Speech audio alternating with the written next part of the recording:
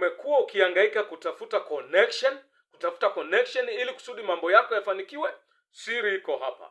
Kuwa na mahusiano ya kina, kuwa na mahusiano bora na Mungu ndio njia pekee inaweza kukupeleka mahala ambapo connection haiwezi kukupeleka. Kuwa na mahusiano na Mungu, mahusiano ya kina, mahusiano bora kama yale aliyokuwa nayo Danieli na Mungu, kama yale aliyokuwa nayo Musa na Mungu, kama yale aliyokuwa nayo Daudi na Mungu, yanaweza kukupeleka na kukupatia vitu ambavyo connection ya kawaida, connection ya wanadamu haiwezi kukupeleka wala haiwezi kukupatia hivyo vitu. Kwa hiyo pata uhusiano, hilo ndio jambo bora. Pata uhusiano na Mungu, kwa sababu Mungu ndio anayehusika na maisha yako kwa ujumla.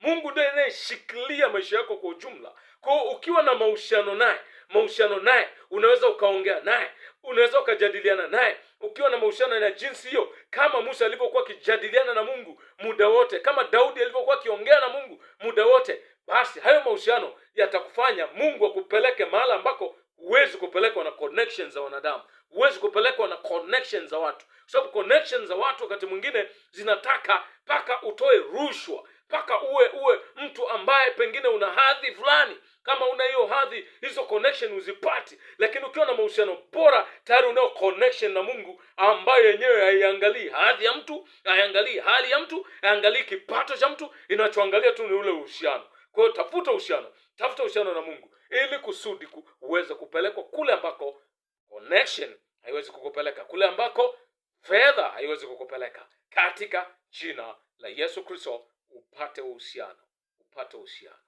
Ikikupendeza, subscribe hii channel ili kusudi uendelee kupata vitu bora kabisa kupitia channel hii. Amen.